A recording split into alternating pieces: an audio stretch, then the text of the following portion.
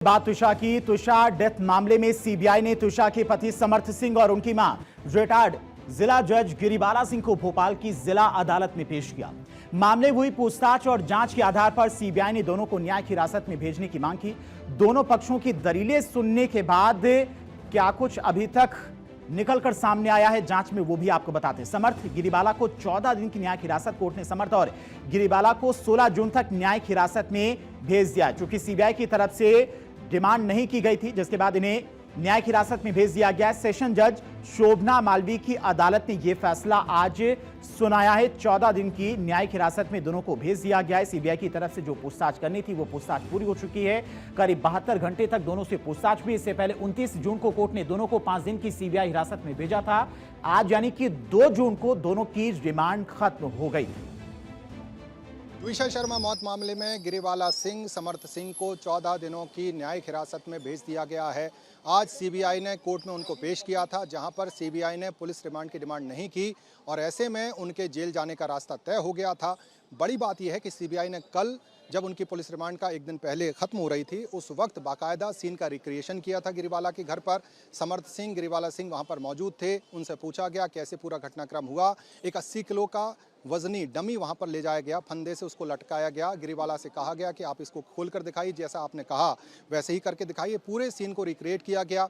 जो कजिन था उसको बगल से बुलाया गया, नौकर जो मौजूद था जिसने बॉडी को उठाया था उसको भी वहां पर बुलाया गया। और उसके बाद सीबीआई एक तरह से अभी तक की जांच से संतुष्ट नजर आती है। सीबीआई जब पुलिस रिमांड की डिमांड नहीं कर रही थी, इसका मतलब यह है कि वो गिरिबाला सिंह से आगे इस तरह से पूछताछ करना नहीं चाह रहे। हालांकि कोर्ट में उन्होंने कहा है कि जब जरूरत होगी तो जुडिशियल कस्टडी में भी उनसे पूछताछ की जा सकती है। और इससे पहले कल 1 जून को सीबीआई की टीम ने अधिकारियों ने तुषा के पति समर्थ और उसकी सास रिटायर्ड जज गिरिबाला को उनके घर लेकर पहुंची थी, जहां पर तुषा की मौत का सीन रिक्रिएट किया गया था और उस दौरान किस तरह से पूरा वहां पर मामला था उसको एक बार फिर से रिक्रिएट किया गया। सीबीआई टीम ने 80 किलो वजन की डमी को फंदे पर लटकाया था और 80 किलो वजन की डमी को फंदे पर लटकाकर फिर नीचे उतारा गया था। जिस तरह से समर्थ और गिरिबाला की तरफ से पूरे मामले को बताया गया, उसी तरह से क्राइम को फिर से रिक्रिएट किया गया था। सीबीआई ने घटना की परिस्थितियों को समझने की कोशिश की और सीबीआई ये पता लगाने में जुटी है कि घटना के समय क्या क्या हुआ था, जो बयान दिए गए क्या वाकई में वही हुआ था। सीबीआई के पास में मौजूद तथ्यों का घटनास्थल से कितना मेल बैठता है और इसीलिए ये क्राइम सीन रिक्रिएट किया गया था, ताकि जो समर्थ की तरफ से बयान दिए गए, गिरिबाला की तरफ से बयान दिए गए हैं, वो बयान कितना मेल खाते हैं जिस वक्त घटना हुई। सीबीआई लगातार तुषा के पति समर्थ और सास गिरिबाला से पूछताछ कर रही है। सूत्रों के मुताबिक सीबीआई ने करीब 72 घंटे तक पूछताछ की और पूछताछ में गिरिबाला और समर्थ से 72 सवाल पूछे गए। जांच एजेंसी ने मामले के हर पहलू को खंगालने की कोशिश की और दोनों के जवाबों का बारीकी से मिलान किया। आखिर वो कौन कौन से सवाल थे, किन किन मुद्दों पर सबसे ज्यादा पूछताछ हुई और गिरिबाला ने उन सवालों के क्या जवाब दिए, वो भी आपको बता दें। क्योंकि 72 सवाल थे, 72 घंटे की लंबी पूछताछ हुई। तुषा से पहली मुलाकात कब हुई थी, यह सवाल पूछा गया समर्थ से, क्योंकि समर्थ पति था, और किस डेटिंग ऐप के जरिए समर्थ की मुलाकात हुई थी, यह दूसरा सवाल था। यह अहम सवाल था। और ऐप पर मुलाकात के बाद में आप दोनों डेट पर गए थे, यह सवाल पूछा गया सीबीआई की तरफ से। आप दोनों कितने समय तक डेट करते रहे, डेटिंग का रिश्ता प्यार में कब बदला और शादी का फैसला कब और कैसे लिया गया।